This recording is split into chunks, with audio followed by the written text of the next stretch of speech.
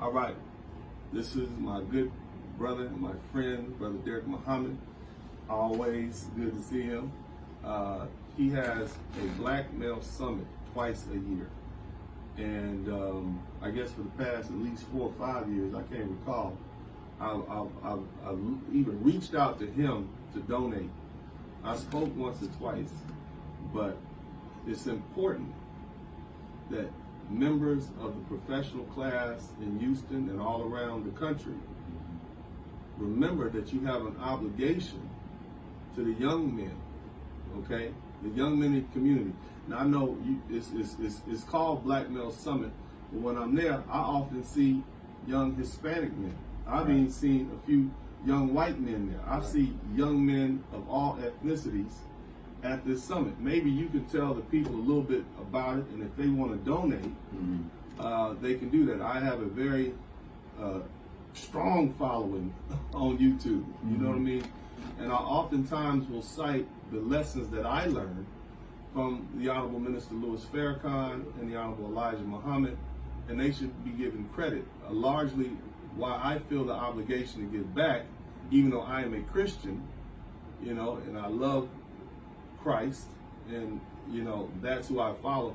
This is still my brother, and what he does is good work. I've even visited the mosque with my boys sometimes because we love the food, by the way. Yes. I got to come back over to get some of that food, man.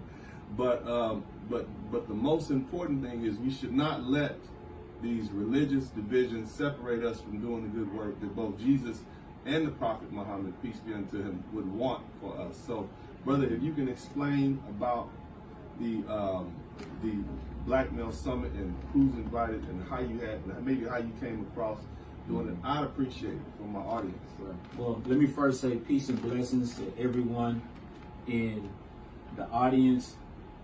Those of you who are members of Dennis Sperling's followership, I say that I'm a member of the brother's followership because he's certainly a brilliant brother and a brilliant example for black men, not in America, just in America, but worldwide. Our brother is a great father, and I find myself often taking notes from how aggressive he is about the progression of his sons. And I think he sets a really good example where there's concern. My name is Brother Deric Muhammed, and I'm the founder of what is called the Black Male Summit. The Black Male Summit is a program that is specifically designed to address the unique needs that black males face in the United States of America. When you look at education statistics, the black male is at the bottom. When you look at health statistics, the black male at the very bottom. When you look at economics, when you look at politicians, we're at the very bottom of every social category in this country, yet there are very few programs that speak specifically to our experience in the United States of America.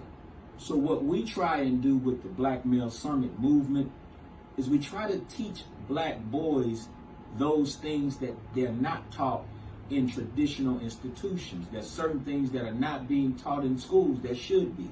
Churches, community centers, mosques, you know, there's certain things that black men and boys need that they're just not getting. And if they're not getting it at home, then it's our duty as a community of black men to come together to make certain that we teach them what they need to know before they need to know it. Right. So you got to teach a black male how to handle himself intelligently before he gets pulled over by a crooked cop or a racist police officer, because they're out there, you know. So it's about us empowering and preparing black boys for the future to make sure that they survive and succeed. They got to survive first. Yeah. But once they survive, then now we have to put them on the course of success, which requires everybody's involvement. And so I respect Brother Dennis. You know, he sits behind the big desk right now. But he was born and raised in South Central Los Angeles. Am I correct? Right. Yeah. So he had to navigate his way through, you know, the jungle where the Bloods and the Crips, you know, they rule that jungle out there. And the LAPD. That's the biggest game. The biggest game. Don't forget that. Yeah, no, thank you for throwing that in there, right? Yeah. But you know, he took control of his life, became a high-powered lawyer. I call him a high-powered lawyer. One of the best and brightest that I know, who operates at a high level in any room. Doesn't matter who's in the room. This brother operates at a high level. So he sets a good example for what is possible for black men and black boys who grew up in the hood. But, you know, once you, because we're taught, bro, go to school, get an education, and make it out of the hood. Right. All right? And it's a blessing to be able to do that. But once you, quote unquote, make it out of the hood, now what? It is your job to go back to the hood to make the hood a better place. And as a black professional who has done something with your life, if you're not doing that, then you're missing the mark. You know, so thank you, brother, for your support. Always. And I would like for you brothers who follow me, you professionals, you donate to my Snapchat and a Cash App.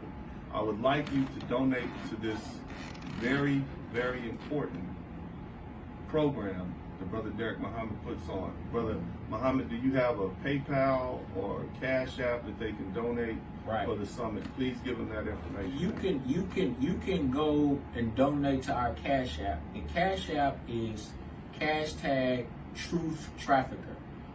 That's TruthTrafficker. You know how some of you used to be drug traffickers? We consider ourselves truth traffickers. So #Truth Trafficker, and what we can do is I have a donation link. If we could put it in the description once we upload it. Yes, sir. Yeah, there's a donation link.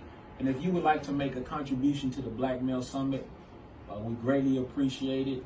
And we guarantee you that your contribution will go toward the empowerment of some young brother out there who needs a hand up. I always try to give twice a year. We have one coming up on the 12th. And so what I definitely want to do is, you know, I put my money where my mouth is. I don't just talk it. I live this life.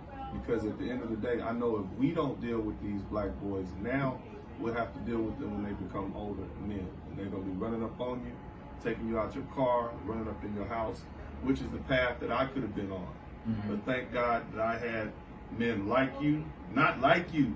I didn't have someone like Brother Muhammad, but at least I had the message coming to me through other members of the Nation of Islam and other people in my church and family members. But that's not as prevalent as it used to be. So you professional class, you engineers, you doctors, you lawyers, all you so-called people who consider yourself pro-black and all that, it starts with black males.